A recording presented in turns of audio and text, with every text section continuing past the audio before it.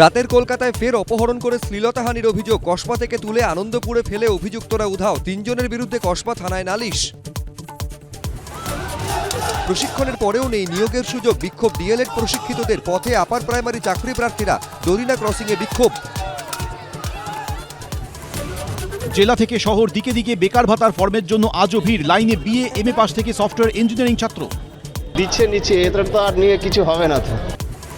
রাজ্যে 7 AERO suspend. Disciplinary অ্যাকশনের চিঠি। চাইলে এফআইআরও করতে পারে কমিশন, দাবি শুভেন্দুর। বহিরাগত মাইক্রো অবজারভারদের চাপে অবিচল থাকায় শাস্তি, পাল্টা তৃণমূল।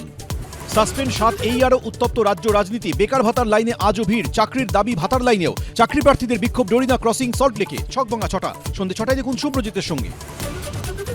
সাক্ষাৎকার নয়, স্মৃতির পথে হাঁটা। কখনো না বলা কথা, কখনো না করা দাবি। মুখোমুখি মমতা বন্দ্যোপাধ্যায়। বাংলার বিধান, রাত 8টা।